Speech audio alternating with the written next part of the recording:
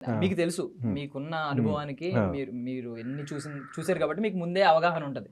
Sympathy create చేసుకుంటున్నాడు బయట అని చెప్పి. హ్మ్. తన గేమ్ మాస్టర్ ప్లాను కొన్ని చాలా ఎమోషన్స్ కూడా కొన్ని సార్లు కావాలని తనే కార్నర్‌కి వెళ్ళడం ఇలాంటివి మీకు అనిపించి ఉండొచ్చు కొన్నిసార్లు. ఎందుకు ఇంత సింపతి క్రియేట్ చేసుకోవడం అని చెప్పి.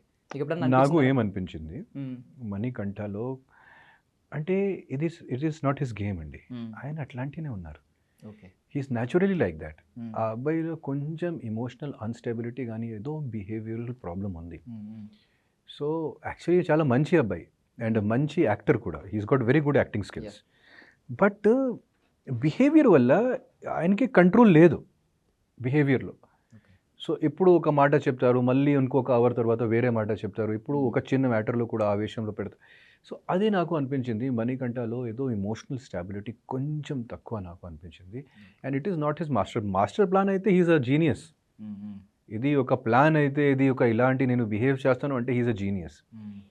ఎందుకంటే 5 వీక్స్ అందరూ టార్గెట్ చేశారు మణికంఠకి. హ్మ్. నేను తప్ప అందరూ టార్గెట్ చేశారు మణికంఠకి. నేను కూడా తర్వాత థర్డ్ వీక్‌లో నామినేట్ చేశాను. హ్మ్. ఎందుకంటే ఫస్ట్ మణికంఠ నేను ఎంత సపోర్ట్ ఇచ్చిన తర్వాత కూడా మీరు మరీ స్ట్రిక్ట్ బొమ్మరిల్లులో ప్రకాష్ రాజ్ ఫాదర్ లాంటివి ఉన్నారు అంటే. మీరు మరీ స్ట్రిక్ట్ నాకు ప్రతి చోట్లో ఫాలో చేస్తూ అడ్వైస్ ఇస్తూ ఉన్నారు. అది సో, నాకు అన్‌గ్రేట్‌ఫుల్ అనిపించింది. హ్మ్. ఎందుకంటే నేను ఇచ్చిన సపోర్ట్ వల్ల మణికంఠ ఒక వారం ఒక నెక్స్ట్ 2 వారాలకి సర్వైవ్ చేశారు. హ్మ్. సో, నేను నబీల్‌కి కూడా చెప్పాను. వేరే వాళ్ళకి కూడా చెప్పాను. మీరు అస్సలు మణికంఠ గురించి మర్చిపోండి. హ్మ్. నేను, సోనియా మాత్రం మణికంఠ సపోర్ట్‌లో స్టార్టింగ్ నుంచి. హ్మ్. మణికంఠ ఒక స్పెషల్ క్యాండిడేట్. హ్మ్. ఆయన గురించి మర్చిపోండి. ఆయనకి అనవసరంగా టార్గెట్ చేయకండి. ఆహ్, అంటే ఎలాగైనా అందరూ టార్గెట్ చేస్తున్నారు కదా! మణికంఠకి ప్రతి వారం.